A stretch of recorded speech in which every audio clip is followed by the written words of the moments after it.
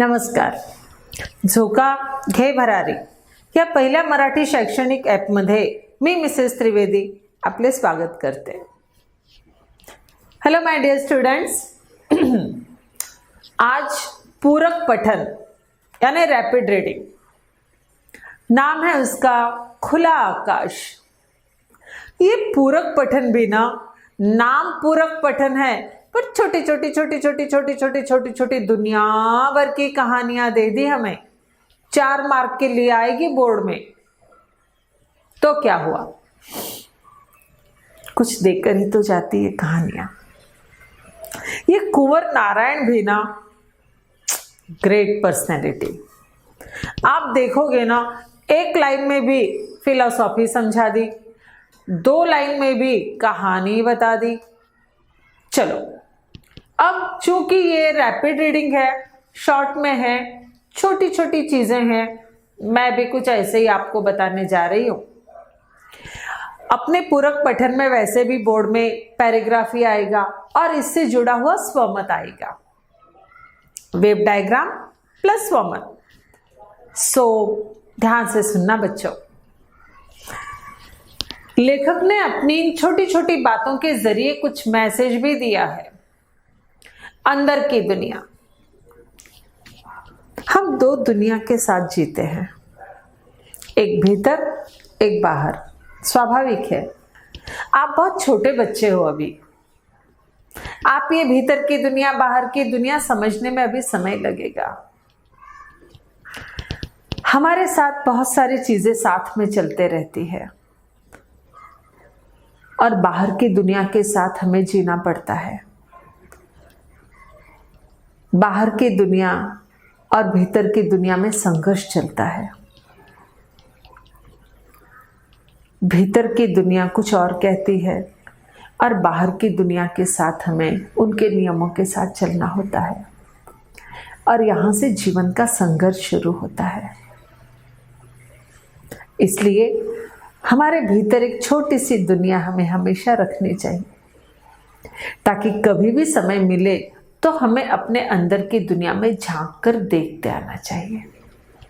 कभी कभी मन का भी सुनना होता है और इस तरह लेखक ने अपने भीतर की दुनिया और बाहर की दुनिया का एक प्यारा सा संदेश दिया. अगले पैरा में लेखक कहते हैं, मकान पे मकान, मकान पे मकान. बाप रे, इन महानगरों में आप आके देखो. कभी मुंबई जैसे महानगर में आप आओगे तो आप देखोगे कि कितना स्लम. धारावी वगैरह में देखो आप, इधर बोरीवली, डोंबिवली या बहुत सारा पूरे मुंबई में बिखरा पड़ा है. एक मकान की खिड़की में से हाथ निकालेंगे, दूसरे की किचन में हाथ चला जाएगा. इतने सट कर. गांव में ऐसा नहीं होता. गांव में बड़े बड़े मकान होते हैं, आंगन होता है. पर ये महानगरों की दुर्भाग्यपूर्ण कहानी है. इतने मकान पे मकान है कि चिड़िया अभी भी आती है बोला यहाँ पर. ओ, लेकिन चिड़िया मकान की मुंडेर पे नहीं बैठती, इलेक्ट्रिक के तारों पे बैठती है. आसमान भी नजर नहीं आता. यूं मुंह डाल के देखेंगे खिड़की के बाहर तो भी आसमान नजर नहीं आता है, सिर्फ इलेक्ट्रिक के तारों का जाल नजर आता है. महानगरों की भीड़ के बारे में, मकानों की भीड़ के बारे में लेखक ने बताना चाहा कि हम इंसानों ने कितनी भीड़ बना दी है. फिर लेखक आगे कहते हैं, साहित्य, लिटरेचर, कंट्रोवर्सी होती है, अलग अलग विचारों के लोग इकट्ठे होते हैं, लेकिन साहित्य को देखने के लिए एक ही आंख चाहिए, 2 आंखें नहीं. अर्थात 2 विचार नहीं. साहित्य साहित्य होता है, लिटरेचर लिटरेचर होता है. कवि लेखक के दिए गए विचारों को हमें निष्पक्ष भाव से पढ़ना और सुनना चाहिए. फिर लेखक आगे कहते हैं, आपको पता है हम हमेशा दूसरों की पंचायती करते हैं. दूसरों के बारे में पूरी जानकारी रखेंगे भाई हम. खुद के बारे में कभी सोचा भी नहीं. खुद के बारे में बात करना हो, हम सोच में पड़ जाएंगे. दूसरे की बात करना भर भर डिटेल में बताएंगे. लेखक कहते हैं कि कभी खुद को भी जाने। किसी महापुरुष ने कहा है कि दूसरों के साथ कैसा व्यवहार करना चाहिए, वैसा ही करना चाहिए जैसा हम चाहते हैं कि दूसरा हमारे साथ करे। बड़ा मुश्किल हो जाता है।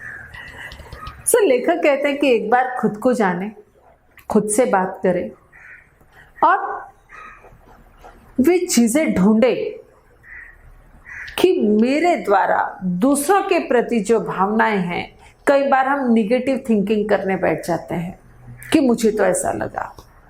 लेखक कहते हैं कि एक बार खुद को जानना चाहिए। आगे लेखक कहते हैं कि काश हम सिर्फ मनुष्य होते। क्या विश्वास नहीं आ रहा है? अरे बाबा, हम सिर्फ मनुष्य कहाँ हैं? तो कौन है? आए लो, मैं बताती हूँ। हम मनुष्य नहीं है। मैं कौन हूं? राजा। ये कौन है? प्रजा।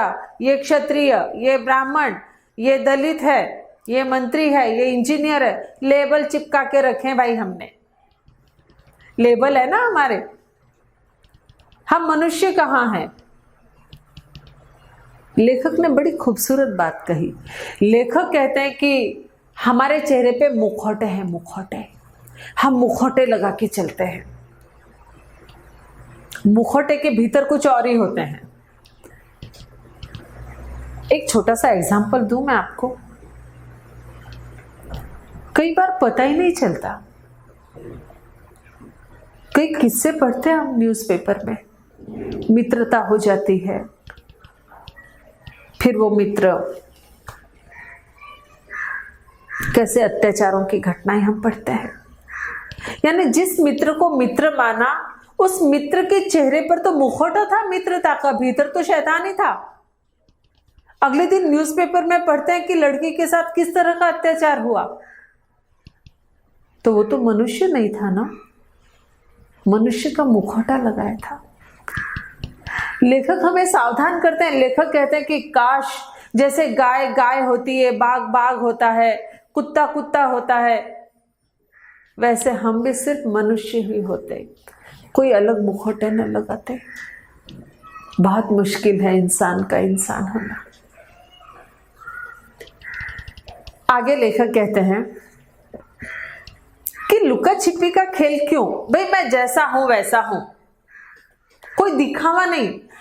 दूसरों को दिखाने के लिए मैं उधार कपड़े लेकर आऊं, मैं उधार चीजें लेकर आऊं, मेरा स्वभाव ही नहीं है वैसा। तो मैं सिर्फ दूसरों को दिखाने के लिए नकली नकली बनकर कैसे जीऊं?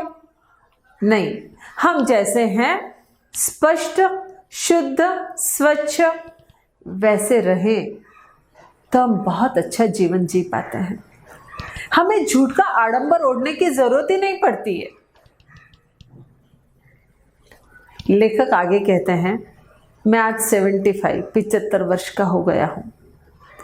मैं सिर्फ उम्र नहीं गिन रहा हूं, बुढ़ापा सब पर आता है, पर इस बुढ़ापे के साथ कैसे जीना है ये हम तय करते हैं। बुढ़ापे को बोझ समझकर जिएंगे तो बुढ़ापा भारी लगेगा, लेकिन बुढ़ापे का भी खूबसूरत पहलू है, उसका भी अपना एक अंदाज है, उसकी भी अपनी एक गरिमा है। इसलिए लेखक कहते हैं कि उम्र को अपने साथ जीने दें। उम्र को छुपाने की, उम्र के साथ रोने झींकने की जरूरत नहीं। प्रकृति अपना काम करती है, हम अपना काम करें। अगले पैराग्राफ में लेखक कहते हैं कि दिल्ली में इतनी भीड़ बढ़ती जा रही है, इतनी भीड़ बढ़ती जा रही है। लेखक थोड़ा मजाक के रूप में कह रहे हैं कि लगता है बस अब दरवाजे पर 2 पैर रखकर ही आप खड़े रह पाएंगे, मकान के भीतर तो जाने की जगह नहीं है। थोड़ा बड़ा चढ़ाकर बताया है, लेकिन भाई बात तो सही है। दिनों दिन ठूसम ठास हो रही है। लेखक कहते हैं कि हमें हमेशा अपनी ही नहीं कहनी चाहिए, दूसरों की भी सुननी चाहिए। हम जो अपने बारे में सोचते हैं कि मेरे लिए क्या हो वैसा हमें दूसरों के प्रति भी करना चाहिए, और यही जीवन का रहस्य है। आसान नहीं होता ऐसा करना, पर यदि ऐसा करे तो जीवन में बड़ी सफलताएं मिलती है, आप बड़े लोकप्रिय हो जाते हो। And my dear students, last paragraph खास आपके लिए। लेखक कहते हैं कि पिछले दिनों एक कंप्यूटर ने मुझे 40,000 में खरीदा। समझ में नहीं आया? बताती हूं। पहले हम गुलामगिरी में थे, याद है आपको? ब्रिटिशों की गुलामगिरी में थे। अब ब्रिटिश तो चले गए, लेकिन हम आज भी गुलाम हैं। किस चीज के? इन आधुनिक चीजों के, मोबाइल के गुलाम, कंप्यूटर के गुलाम, कार के गुलाम। गुलामगिरी तो हमसे छूटती नहीं। आप घर में एक ना थोड़ा एक्सपेरिमेंट करके देखना। आप देखना घर के सदस्य और आप खुद मोबाइल से कितने सेकंड कहा मैंने, मिनट नहीं, कितने सेकंड दूर रह सकते हो, करके देखना। लेखक कहते हैं कि सच में पहले एक मालिक होता था और उसके हजारों गुलाम होते थे। आज हजारों मालिक है और उनके अनगिनत गुलाम हैं। हम सबके गुलाम बन बैठे हैं, टीवी के गुलाम, कंप्यूटर के गुलाम। हमारी हुकूमत उन पर चलनी चाहिए, लेकिन उनकी हुकूमत हम पर चल रही है। सोचना पड़ेगा, इस गुलामगिरी से मुक्त होना पड़ेगा। खुला आकाश, जैसे आकाश खुला होता है और उसमें अनंत संभावनाएं होती है, वैसे इस पूरक पठन में छोटी छोटी छोटी कहानियों के द्वारा लेखक ने अपना दृष्टिकोण बताया है। 2 पैराग्राफ मिलकर एक पैरा होगा, उससे रिलेटेड कोई स्वमत आएगा। आसान है, अच्छे मार्क्स मिलते हैं, पूरे के पूरे मार्क्स मिलते हैं। आज इतना ही। Thank you.